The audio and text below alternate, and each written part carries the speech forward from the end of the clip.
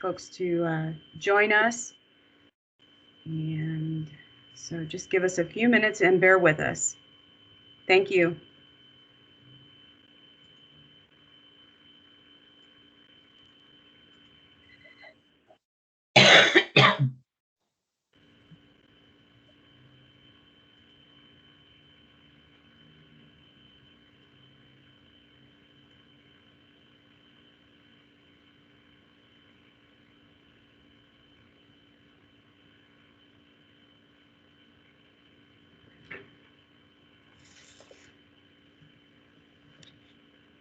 Just bear with us as we allow folks to join us, and good morning to you.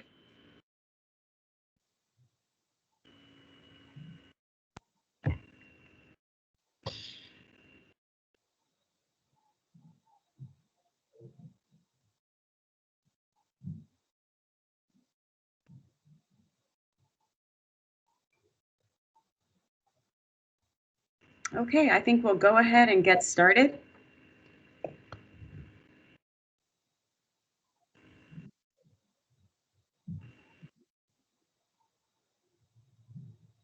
Alrighty, so good morning and welcome to today's online seminar, which is hosted by the South Bend Human Rights Commission. My name is Diana Moya, and I am the housing manager for the commission. This session is being recorded, and you can access the link via the City of South Bend Human Rights Commission Outreach and Events webpage. And via that city webpage, you can also access resources and other events and other webinars that we have previously recorded. And then also you can find some information that was posted by housing investigator Alyssa Allstad on 30 Days of Housing Tips, which is extremely interesting to read through and directly correlates to our housing, to our human rights ordinance. So today's webinar is in conjunction with the Commission's outreach efforts in April, which is recognized as National Fair Housing Month. And again, it's we had an event last week where we had a webinar and we discussed gender issues in housing, and great information also presented by Judith Fox. And Judith today is our guest speaker, and she will actually be covering the topic over land contracts, which again is a very interesting. I'll let Judy explain, but it's had a very significant, I think, impact in St. Joe County. And I know that she will share more information as we go through her presentation today. So I would like to introduce Judith Fox. She is a clinical professor of law at Notre Dame Law School, where she teaches and practices consumer law. She joined the faculty in 1997 and teaches courses in consumer law and negotiation. Ms. Fox directs the Economic Justice Project, a low-income clinic specializing in foreclosure and debt collection defense. Ms. Fox's advocacy and research focus on housing issues and debt collection. She has served on a number of boards and committees, including the Consumer Advisory Board of the Consumer Financial Protection Bureau, the National Association of Consumer Advocates, the United Way, and the Indiana Mortgage Foreclosure Task Force. She was recently appointed by the Indiana Supreme Court to the Coalition for Access to Justice, where she serves as chair of the Data Committee. Ms. Fox has received numerous awards for her advocacy, including the Rodney F. Gainey PhD Faculty Community-Based Research Award, and for her research on foreclosure issues in Indiana, and the Grenville Clark Award for voluntary activities that advance the cause of peace and human rights. Ms. Fox provides trainings and seminars across the country on issues related to mortgage foreclosure and debt collection. She has authored a number of publications on issues of foreclosure and debt collection. Her recent book, Foreclosure Echo: How the Hardest Hit Have Been Left Out of the Economic Recovery, focuses on the housing issues which remain, in the wake of the foreclosure crisis. So without further ado, I would like to introduce Judith Fox, and welcome, Judy. Hi, good to see you. I'm going to try. Can you let me share my screen here? Absolutely. Let me see. Are you able to? I can get you, but I can't get mine. And I don't know why. Let's try it. Okay, I think I got it now. Got it? Okay. Come back.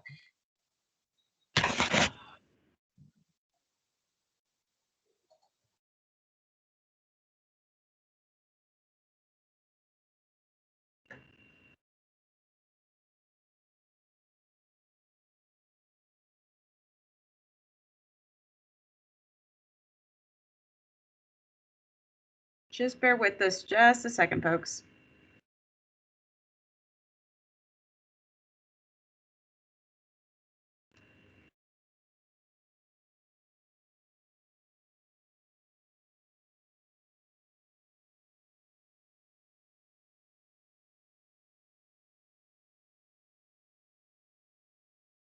Judith, I can bring up the presentation if you would prefer.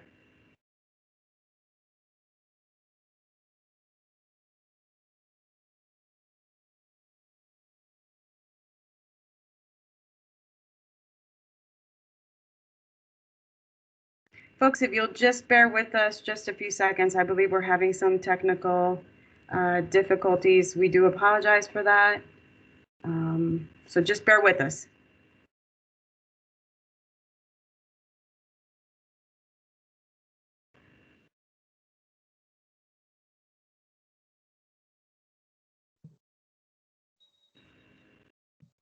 Well, for all the hundreds of times I've done that since we've been in this mess, that's the first time that's ever happened. Let's try that again. Okay. I might have to have you there. Let's try that. Yeah, that's no problem. Just let me know. Because it's not letting, let me see if you can you see them? If not, I'll have to have you do it because I can't get them to, can you see the slide? We can't see the slides. Finally, I'm so sorry, everybody. As I said, like all the times we've been doing this, that's never happened. Okay, so as Diana said, this is a really important topic, and it's a particularly important topic for me. I've been concerned about this for a long time. So land contracts have been around for a long time, but they really started an uptick after the last foreclosure crisis.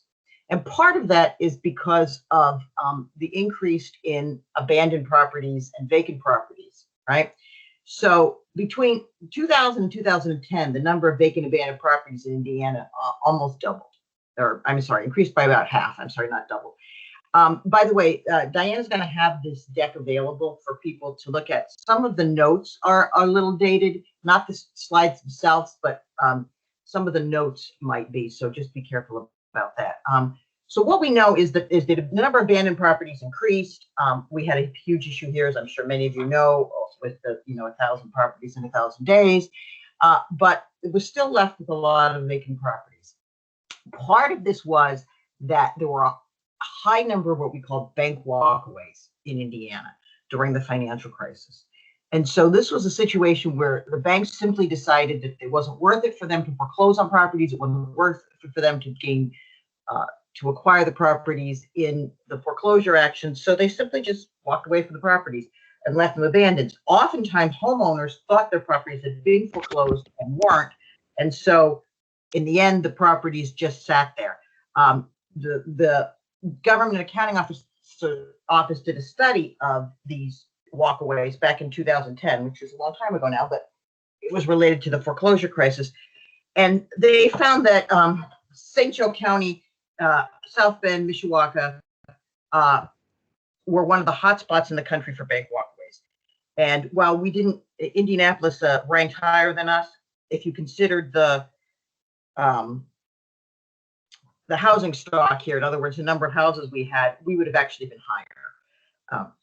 I did a study back in 2011, just looking at all of the foreclosures that were filed in our county in that year. And I found that more than 10% of them had been just abandoned and walked away. The bank just walked away.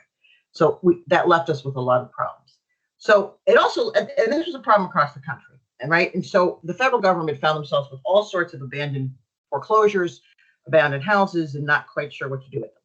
So in 2010, they started this program of rebundling those and reselling them. And HUD was the first to create this program. They announced it, the Distressed Asset Stabilization Program.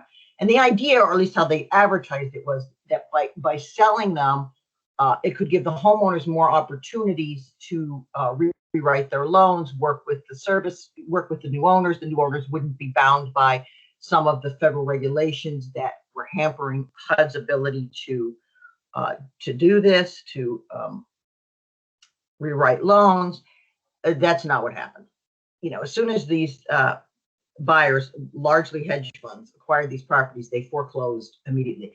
I think there was this belief that they could flip the properties, but discovered that many of them were just in too horrible of shape. So anyway, HUD started their program in 2002, and then in 2014, Freddie Mac joined them, and then by 2015, Freddie Mac, Fannie Mae, and HUD were all doing these sales.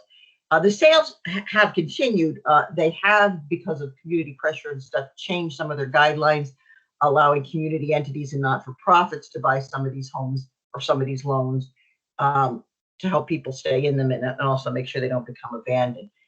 But these initial sales are really what sparked the land contract problem. So land contracts have really increased in number since the foreclosure crisis.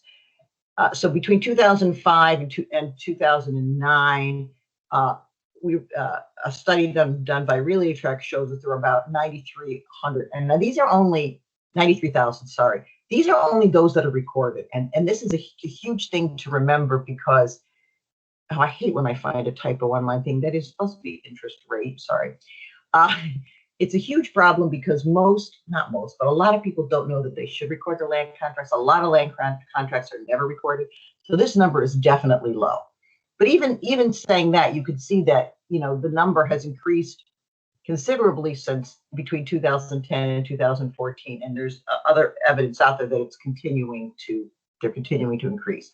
The average interest rate was in the 7% back in 2005 to 2009. It's now in the 6%, which is still a lot higher than a mortgage, but most of the land contracts I see have much higher interest rates than that.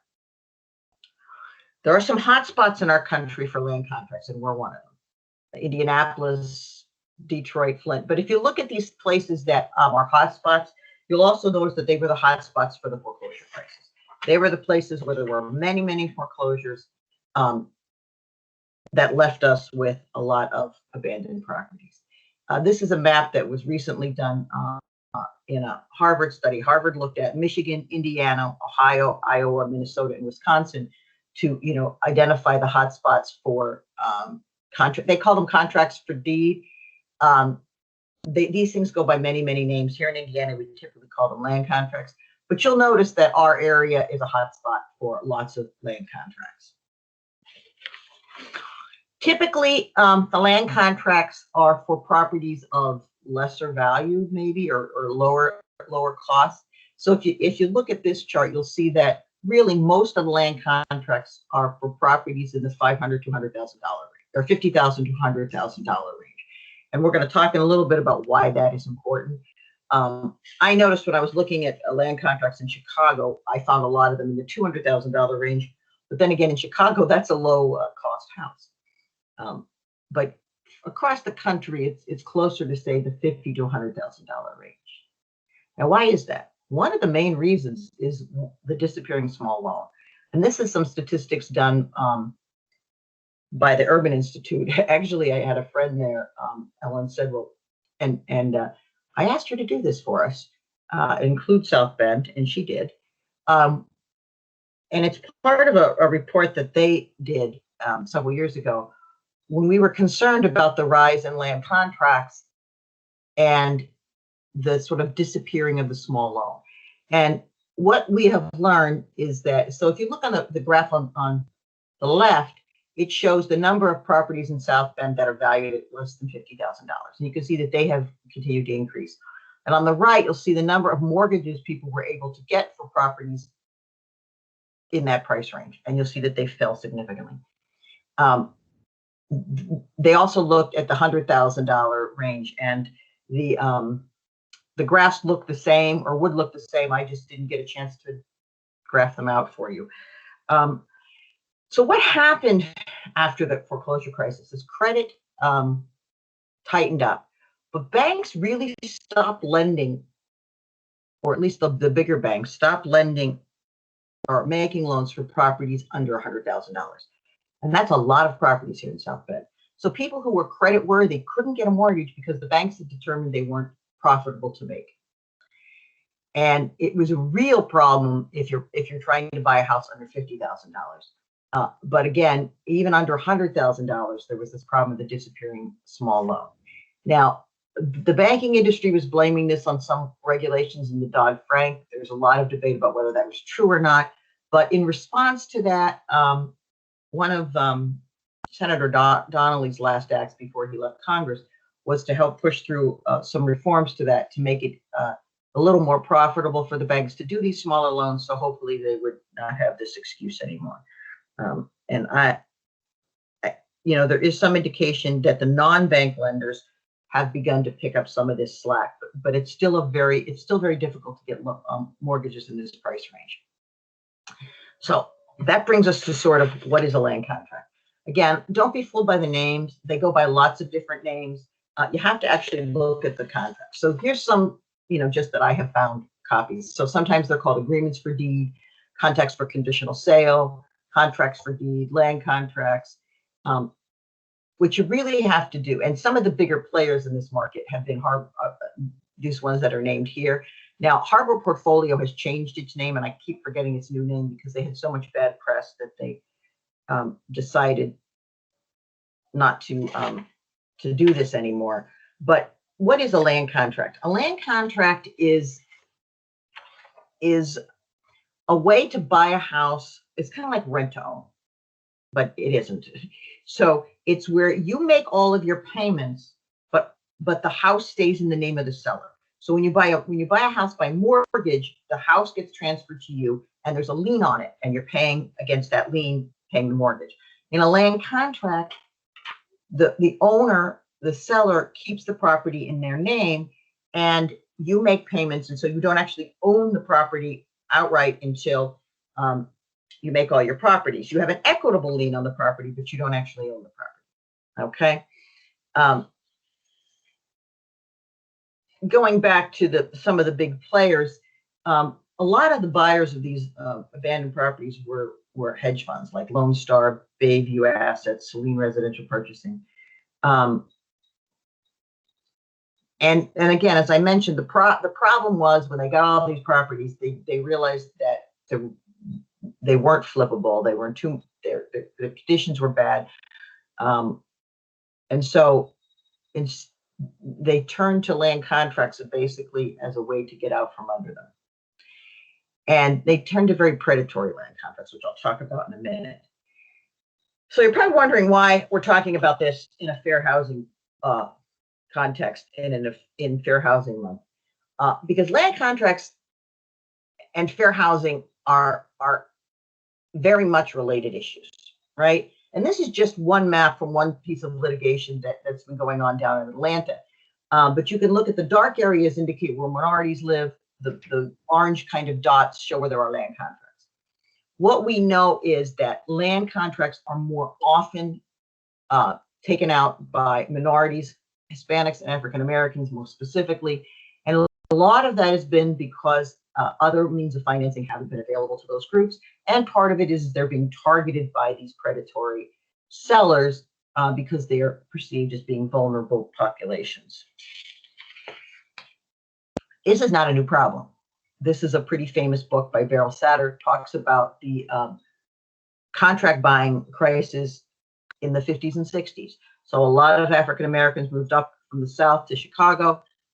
They couldn't get loans from banks. They were given these very abusive land contracts, and they formed the Contract Buyers League.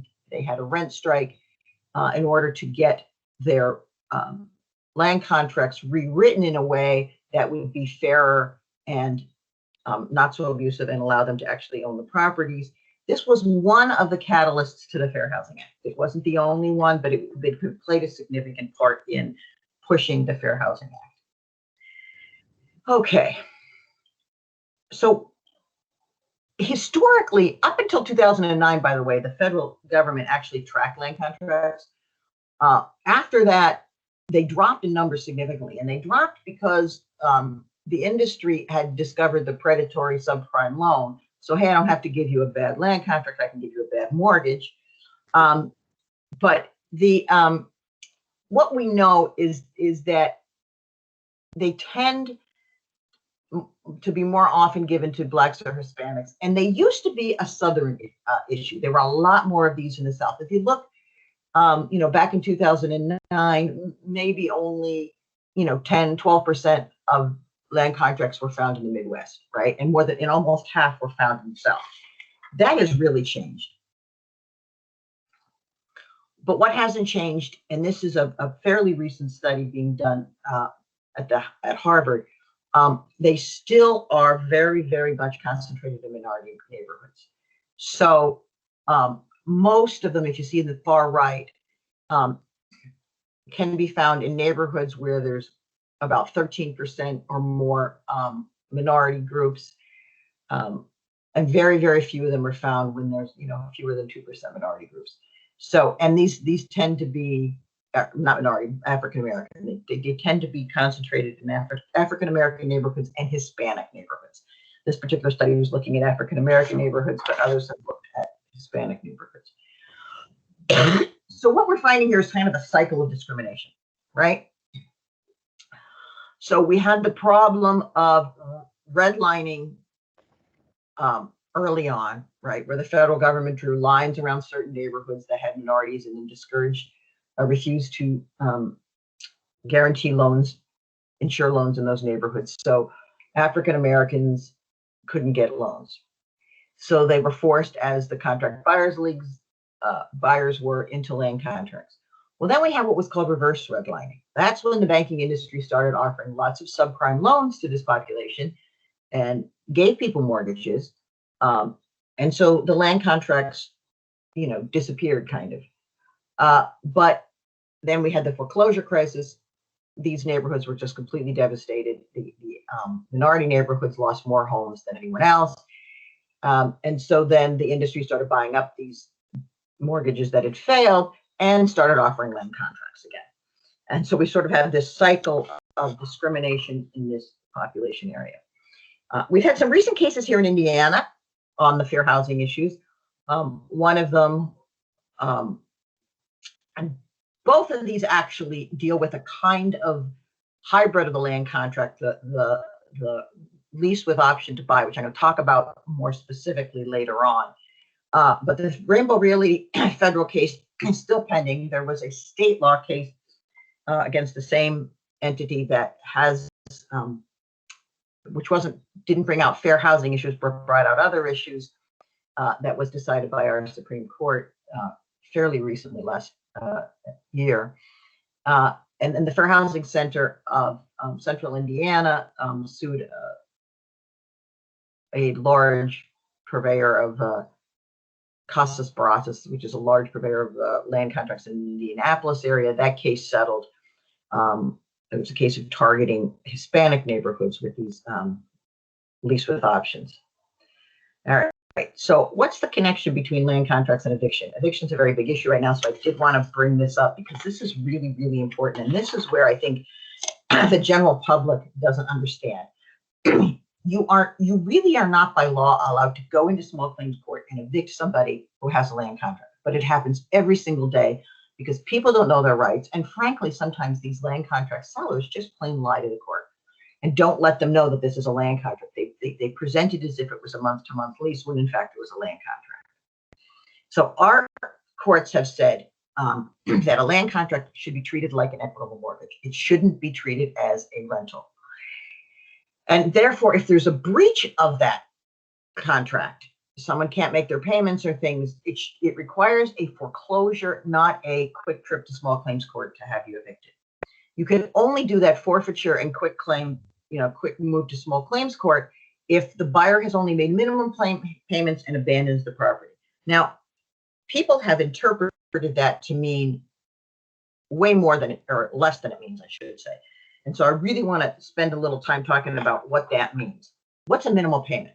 Well, first of all, it's not equity in the property. I know a lot of sellers will make the argument that the person doesn't have equity in the property because all of their payments had gone to principal.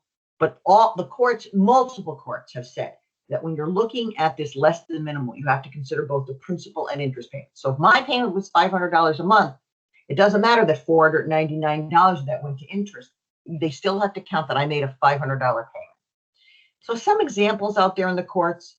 One court found that paying $11,000 on a $52,000 contract, that was more than minimal. Another court found that paying a third of it was definitely more than minimal. So those are just sort of little examples. Another important thing that the courts have found is you can't contract this away. In other words, you can't put in your land contract until you pay $20,000, you have made less than minimal, or until you paid a certain amount, you've made less than minimal. You're not allowed to put that in the land contract.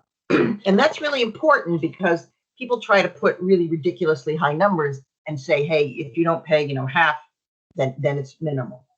But the other thing that people don't understand, and the courts have been really specific about that, is you're supposed to be looking at all the circumstances, right? Not just the numbers. You're supposed to be looking about how long the person was in the home, the length of time you've been in the home, the number of payments you made. So maybe your payments were very small, but you've been making them for 5 years, right?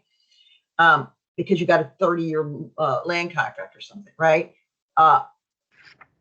Also, recent courts have said, even if it's only a minimal amount, even if it looks like you haven't paid very much, they still shouldn't forfeit the contract unless there's some way that the vendor's interest is being jeopardized. In other words, you're destroying the property, the taxes aren't being paid, it's gone up for tax sale, there's something else going on that would mean that the seller needs some sort of quick remedy in order to save the property. This is almost never the case, right? So really, you never should be in small claims court on an eviction. And the other really important thing to note is that people go into small claims court and they try to throw you out of the property in a quick eviction, and then they try to collect what they call back rent. Well, under the law, once you've gone into small claim court, you forfeited the contract, which means nothing in that contract exists anymore, including the person's obligation to pay you. So you can't, on one hand, forfeit the contract, and on the other hand, try to enforce the contract. Again, this is something that requires a lot more education to the public because people don't really understand this. So why do I hate land contracts? You're going to hear a lot more about it, but here's some of the problems. People fail to record the land contract, which leaves them very vulnerable. People are subject to these summary evictions, even if they've made substantial payments, even if they shouldn't be. They often have all the burdens of owning the property with none of the benefits. Sometimes we've had land contract sellers that refuse to let people register the property for the homestead exemption, which they should be allowed to. We've had a lot of problems with FEMA in our recent flooding that we had in South Bend a couple of years ago. I had several people in land contracts who couldn't get FEMA assistance because they weren't considered the owners of the property. And the worst of it all is that research has shown very, very, very rarely do people get actual deeds. Now I want to talk about ways in which, unfortunately, unscrupulous people have taken advantage of this notion of land contracts to really prey on people. And this slide is from a guidebook that was out there. These get-rich seminars started popping up all over the state after the Skenzel case, which I talked to you about earlier. And essentially, they were billed as ways to get around the law and to make lots of money. So what they said is, don't sell it on a land contract. Sell it on a rent-to-own or lease with option. And the way you make your money, folks, is that you take big down payments, you rent this out, and you do whatever you can to evict the person very quickly, go to small claims court before they've made substantial payments, so to speak. And you make your money on flipping the property and getting another big down payment from the next person. And this was actually being encouraged, and we saw a lot of that. Then came what I call the big myth. The Dodd-Frank Wall Street Reform and Consumer Protection Act. I have heard so many land landlords in our area and the like tell me that this law meant you could no longer legally do land contracts. That's why, and I've actually had many people in court testify. The reason we did a lease with an option is because Dodd-Frank makes it illegal to do land contracts.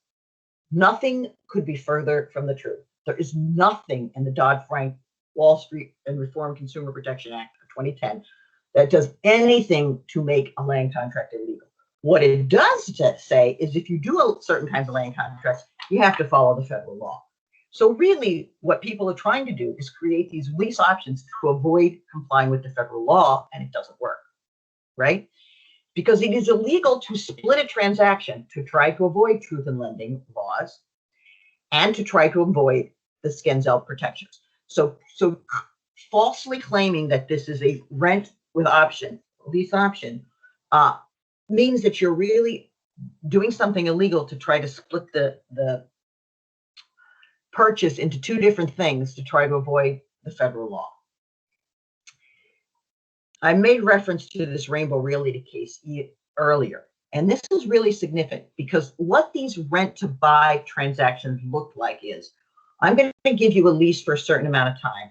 I'm going to apply your payments to your land contract. And then at a certain time, it's going to turn into a land contract. But while we're in that lease period, you still have to pay the taxes. You still have to do all the maintenance. You still have all the burdens of a land contract, and I don't have any responsibilities as your seller. You're buying this property as is. It doesn't have to meet any housing code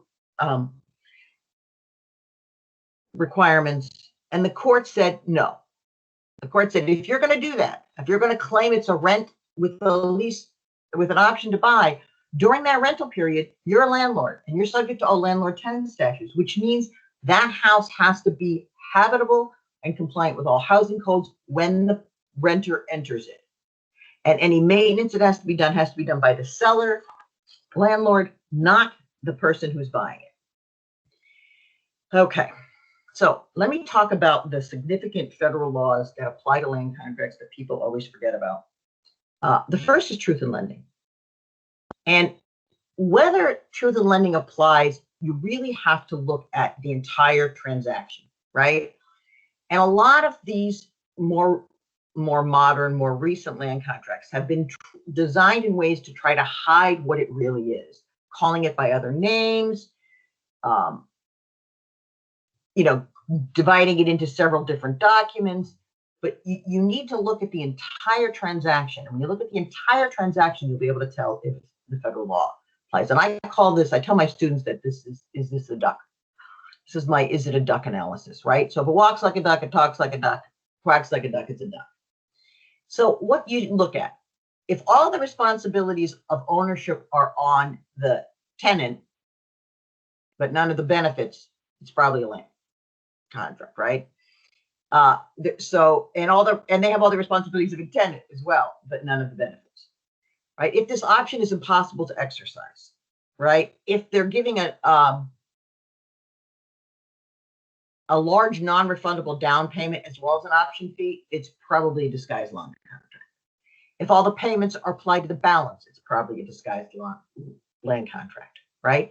Now, if the option payment is very separate from the down payment, if the tenant has clear protections, if there's a defined term of the tenancy, in other words, you're renting for a year and then you can exercise an option to buy the property, we're not applying any of your rental payments or only a small number of your rental payments to the property, and the owner continues to pay the taxes and do the maintenance and all those things during the term of the rental period, and it's probably an actual lease with an option, and not a land contract.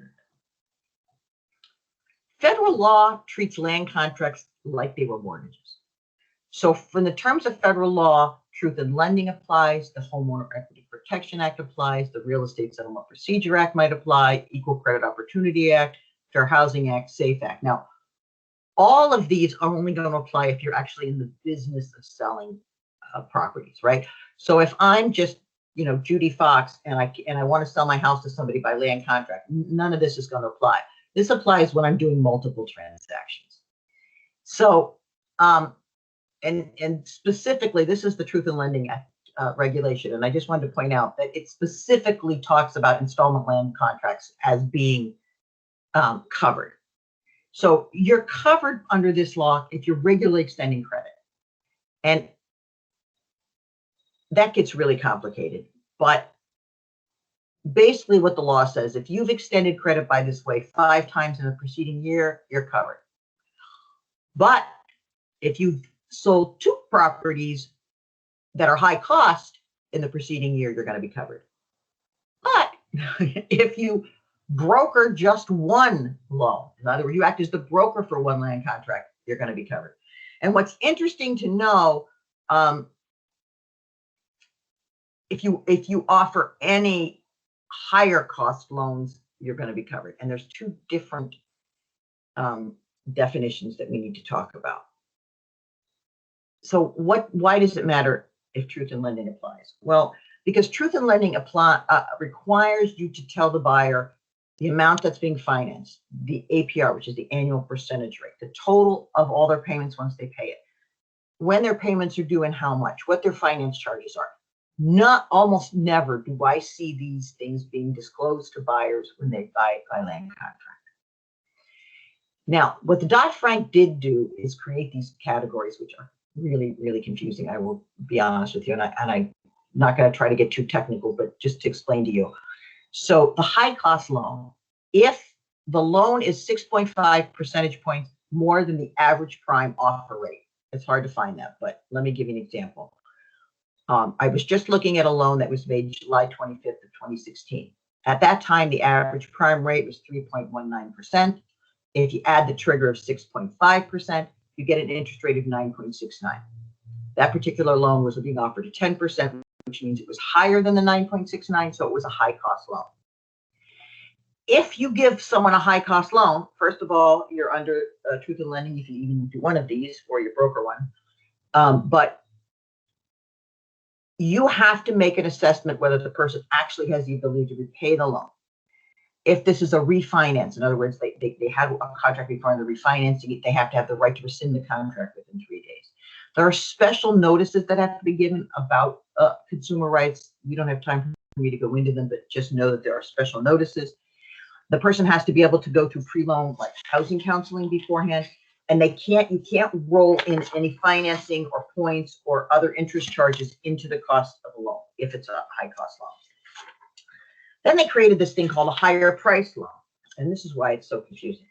That's one where the average, where your interest rate is more than 1.5% points above the average prime. So looking back at that same loan I was talking to you about, the average prime was 3.9% at that time, right? You had the trigger of 1.5%. And so any loan above 4.69% was going to be a higher priced mortgage. I'm going to tell you that always land contracts are going to be higher priced loans because, usually you're doing this because the person couldn't get a loan or something. So, you price this in. But this is why it's important. And I think this is why people believe or misbelieve that you can't do land contracts after Dodd-Frank. You can, but you have to analyze whether the person has the ability to repay the loan. You have to establish an escrow account. So when someone's portion of someone's payment is being used for taxes and insurance, you're required to create an escrow account that complies with the Real Estate Settlement Procedures Act. You have to get an appraisal of the property and give it to the consumer. Now, that last one right away would end most of these sales, because most of these sales, the person is way overpaying for the property. The other act, it's not federal act, that applies to all of these contracts is Indiana's Home Loan Practices Act. And it's the same as the federal act in many ways, but it adds some additional protection. So it prohibits you from dividing a transaction into several different parts to try to evade the law. You can't structure something as if it's like a home equity loan to try to avoid the law. And you can't do any of this if you don't have the proper permits and licenses that are required, if you don't have a real estate broker's license. And again, I see an awful lot of people out there doing land contracts who don't have the licenses. It also, and this is hugely important, we finally now have an act that makes it illegal to engage in a deceptive act in connection with the mortgage transaction or real estate transaction. And even more important, this act says you can't misrepresent the actual quality of the property, right? You can't tell people. And one of the other things that almost never happens here, when you're selling a piece of property in Indiana, you're supposed to give a disclosure of known defects. I've never seen anyone in a land contract get one of these. But anyway, that would be a violation of this and another law that I didn't mention. So you can't, under the Home Loan Practices Act, you can't misrepresent the terms of the transaction, the approvals of the transactions.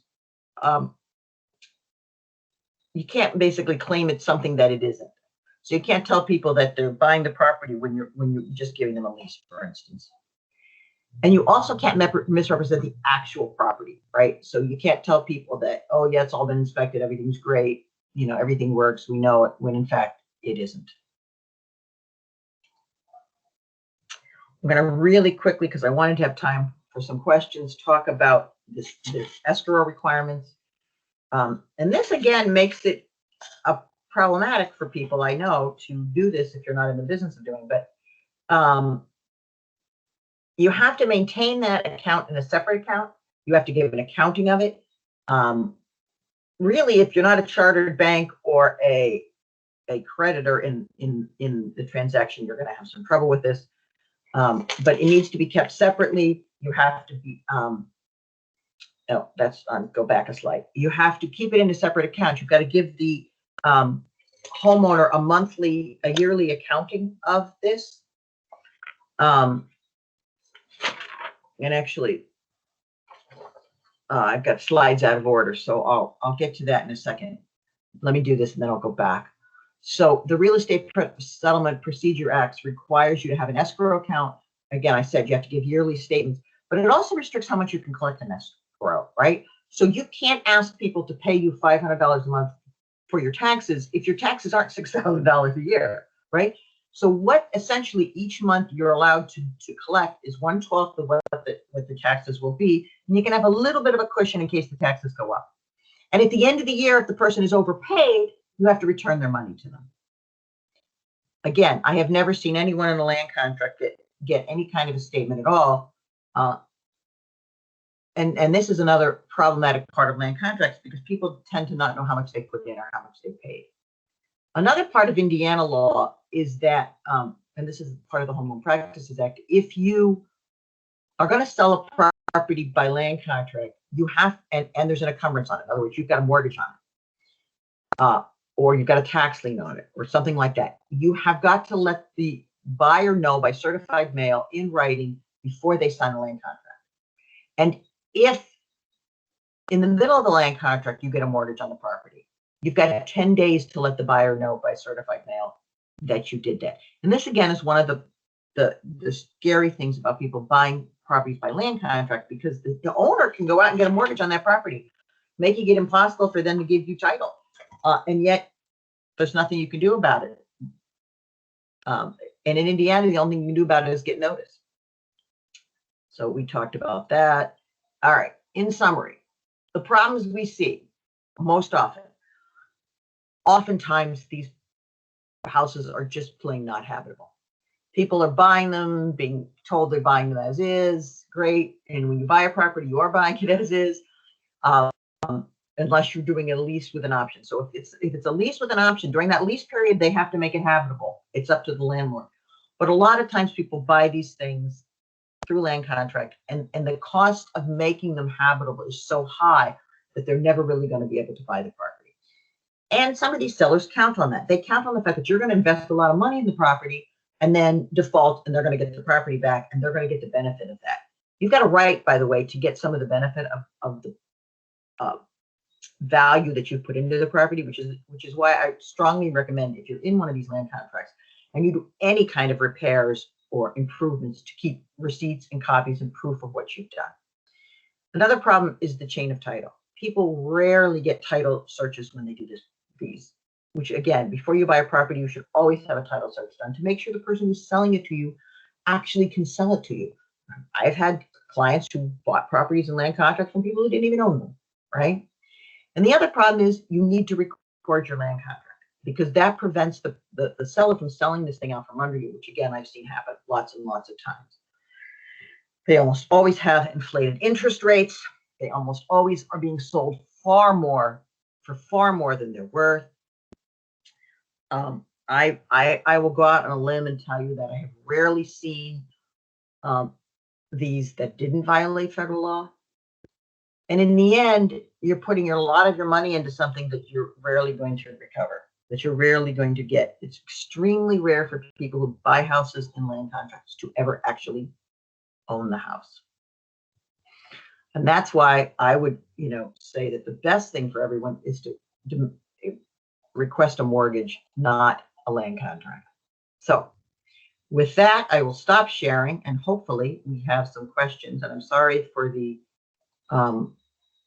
earlier glitches. I'm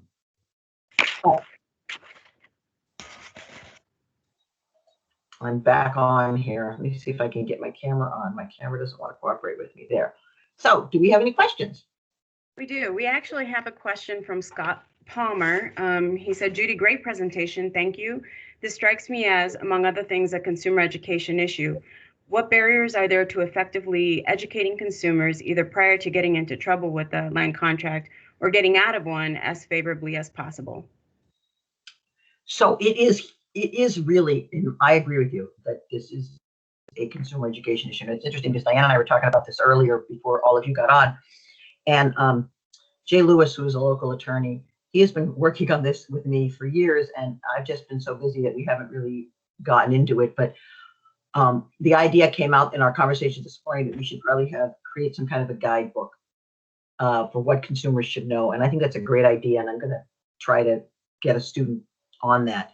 I have done a couple sort of one-page little sheets for La Casa, because that particular Hispanic community is in our community who we see most often getting into these.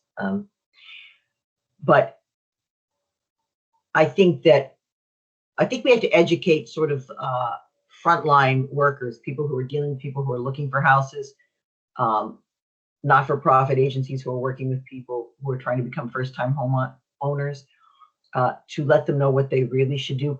Some people just, and I don't blame you for this, people want to get into a home, people want to own their own home, and they are afraid, and they don't want to rock the boat with the seller that maybe they'll lose the property, so they don't want to demand the appraisal or the title search. And sometimes they just don't know. So, I mean, this is one of those steps that we're trying to take to get out there and educate people. I started working on this a couple of years back. COVID hit, and we had all these great plans for doing all this education stuff, and COVID hit. But hopefully beginning this summer, we're going to start to be able to get back out in the community. And I really think this idea of having some kind of a guidebook for people would be a great idea. And I'm going to work on that. But also, we'd love to get out and talk to the community. I did notice that somebody asked if there's anything in Spanish. Diana's group's going to translate my slides into Spanish. And as I mentioned, I did provide, and I don't know if they still have it, I did provide sort of a one-page what a buyer should know before they sign a land contract for La Casa de Amistad here in South Bend, and that is in Spanish. Right. So I don't know if you saw the next question that came up. Is there an accessible service or law group that can help individuals that in good faith want to sell properties on land contract to do it right? So for example, he said have correct documentation for buyers, et cetera. And that's from Luis Zapata.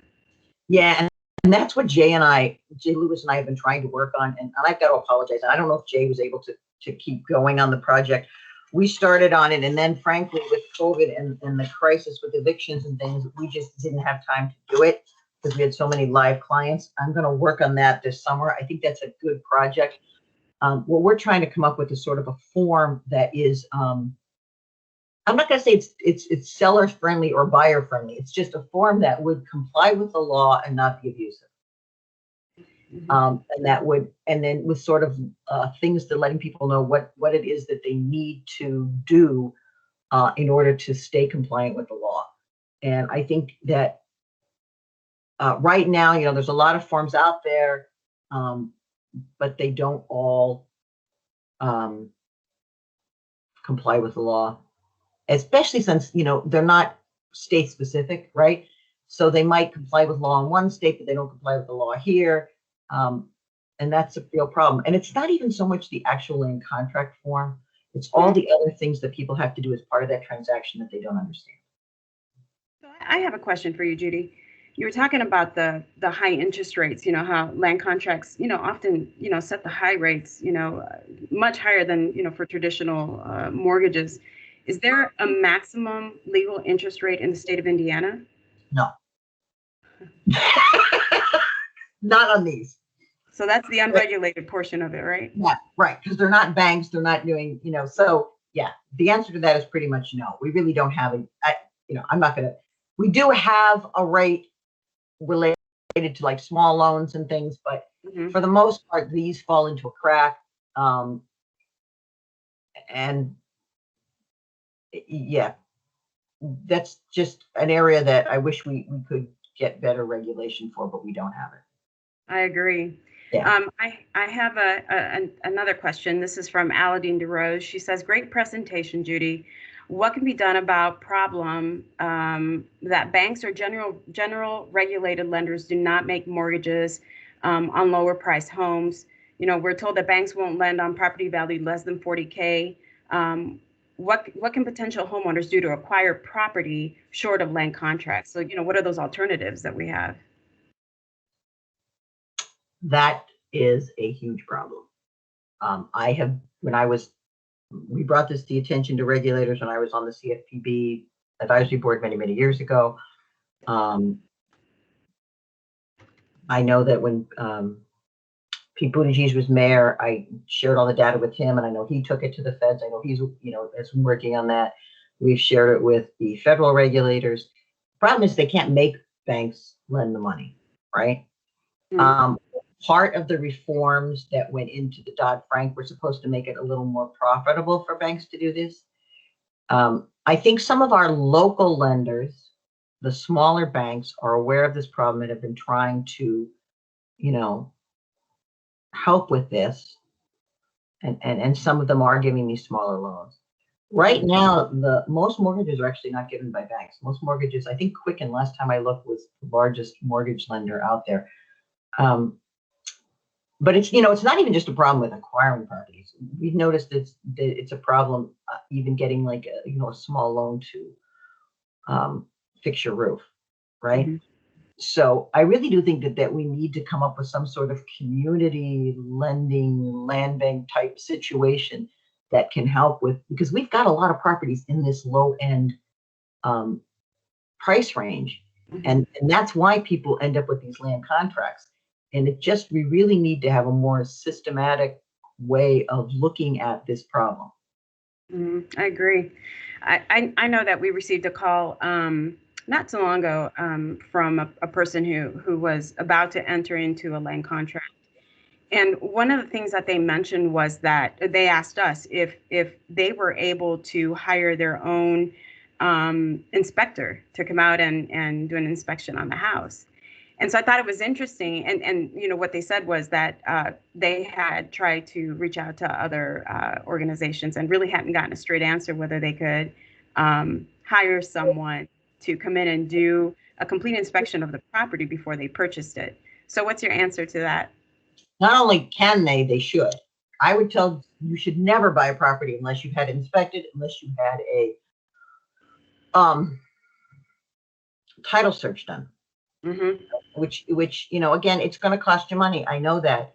But a title search in our area, last I looked, it's in the 300-ish range, and inspections tend to be in the 100, 150-ish range. Yeah, that's money that you're going to be putting into the property, and then you may end up not buying it. I get it.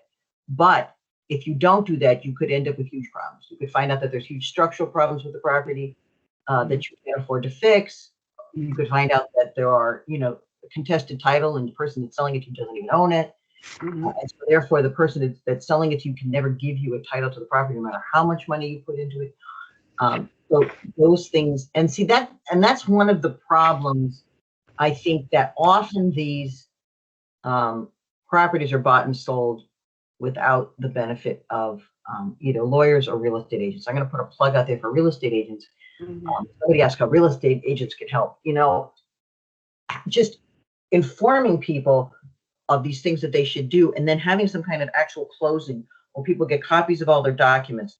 They air all of these things. Is really, really important. These things don't usually close in your kind of typical mortgage closing kind of event, right? You sign one paper today, you come back, you sign another paper, nobody gets copies of anything. And it's a problem. And the other thing that truth in lending requires, which again, this would only apply if you're in the business of doing this, but you're supposed to give people their terms ahead of time. In other words, here's what it's going to cost you, so that I can take this and say, yeah, maybe I don't want to buy my property from you. Maybe I want to buy it from over here because I get better rates and things. That almost never happens.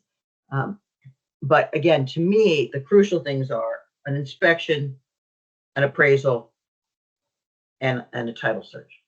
And those are three things that I can say I have virtually never seen in a land contract. So, I know that sometimes what we hear also is about the balloon payment within the contract that people are not aware of. Can you explain just a little bit more about what the balloon payment is and how it'll affect you at the end of your land contract?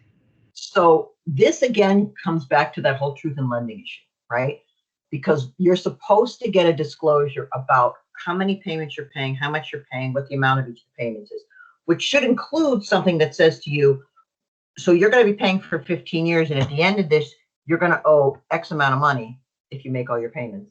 And what we see in these is that oftentimes that amount you owe at the end is what you started out owing. In other words, you got a $50,000 land contract, and you're going to pay for 10 years, and in year 11, you're going to owe $50,000, right? And a lot of people, if they realize that, are going to say, well, wait a minute, maybe I don't want to do this. But you don't get an amortization. You don't get that information. And so you get to year 11, and suddenly somebody says to you, well, you've got to pay us $50,000 next week, or you lose this house, and you lose your 10 years of putting money into it.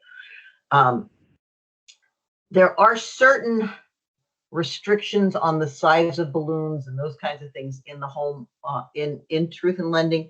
And that is also technical and depending on what you've got. But for the typical land contract, it's not so much illegal as it can be deceptive if it's not properly disclosed. And the other thing I see with land contracts so much is that because the homeowner isn't getting those normal monthly statements that you would get with a mortgage, they have no idea what their balance is. They have no idea if their payments are being applied. I see payments being applied just totally wrong by sellers. Calculations being wrong, them not doing it right. And so, you get 15 years in or 10 years in, and you don't know what you owe, and neither does your seller because they've never been keeping track of it. Right. Yeah. And I corrected me that a whole house inspection is now up to $400. See, that tells you how long ago I bought a house. But that's good to know. That's really good to know. Thank you for that information, Ruth. And the next question I have is, so what happens if the seller has a mortgage on the house, or they themselves are buying it land contract, and they turn around and sell it via land contract to another person, and they, for whatever reason, stop making their payments? I'm assuming that the buyer is going to lose the property, correct? So yes and no. There's a lot to that. So first of all, if under Indiana law, if the person selling it to you was in a land contract or had a mortgage on the property, you were supposed to have gotten notice. So if you don't get notice, that would be a violation, and you've got a lawsuit to get a lot of your money back. Again, the problem tends to be that the person that you're buying it from doesn't have the money either, right? So that's why you want to do a title search to make sure that the person that you're buying it from owns it. The other issue is that you absolutely want to record your land contract. Because again, if the person stops making their payments and things, you've got a property right interest in this property. But if your land contract isn't recorded, the mortgage company foreclosing on it doesn't know you exist. or the the person that you bought it from doesn't know you exist, I would be really leery of buying a property in land contract from someone who was buying it in land contract before, because first of all, they only have an equitable ownership right to that property, so it's really even questionable whether they have the right to sell it to you. That way, that would be the riskiest of risks that I wouldn't go for. So if the property gets foreclosed on, yeah, you might have a right to any surplus in the sheriff's sale or anything like that for your equity. But let's be realistic. That probably isn't going to happen, right? There probably isn't going to be any money. So you are more than likely to lose the property. We've been in situations like this with smaller banks. It's harder with larger banks, where we can make a deal with the lender for you to pay the mortgage payment directly to keep the property. But that's an individual type situation. But again, that's why I would recommend to a client never to buy a land contract from someone who has a land contract. And if there's a mortgage, you got to make sure that thing is recorded, and make sure that the mortgage is, I would ask for proof. Like, is this mortgage something that's going to be paid off when I get paid off? Because I don't want to pay you for 10 years and you're telling me you can give me title, but you still have 10 years to pay on your mortgage. Right. And just very lastly, and I know we had this conversation right before we started that, we could spend an entire week talking about, land contracts and not cover everything completely. But I think the other thing too is, and I just wanted to ask you about this, the fact that this is not reported on your credit or in the credit report, because it costs money, doesn't it? For, say, for example, a seller to report this as, a credit to the buyer, but this isn't recorded as that. That can depend on some of the larger, like hedge fund ones. Some of those do report, but you're right. And so part of the problem is probably the most beneficial thing on a credit report is your mortgage, right? When you have a mortgage, so you could be paying for years on this, and you still end up with no credit. So and sometimes people do land contracts because they're trying to build their credit. It doesn't really build your credit. Because it's not reported. Now, I will say that there are efforts out there across the country to include more things in credit reports than are currently included. That could be good, that could be bad. And also for finding ways that people could kind of report themselves. In other words, I've had this land contract for 20 years. We're still in the exploration phases of that. Partly because algorithm learning has proven to be a bit problematic, discriminatory. But anyway, but that is a huge piece of this, right? Most of the time, it doesn't build your credit because it doesn't show up anywhere. Right, it does not. Okay, well, I think we can keep talking about this, you and I, and probably most of the group as well. But we do have to bring an end to our conversation this morning. Hopefully we can pick it back up sometime sooner rather than later. So Judy, I'd like to thank you so very much for your participation today. We will definitely make sure that whatever attendee would like to have a copy of the PowerPoint presentation, we will make it available to them. They can always reach out to us also directly at the commission.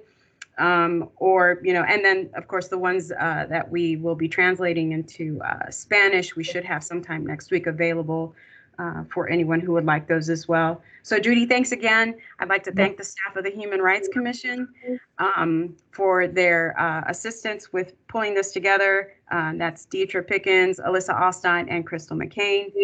Any last words, Judy, that you'd like to share before we sign? Just thank you for having me. Sorry for the technical glitch. And again, if anybody out there wants to explore this further or do some education to their constituents, let me know. All right, great. Thank you so very much. I appreciate you. Yeah. Bye-bye. Thank you, everyone.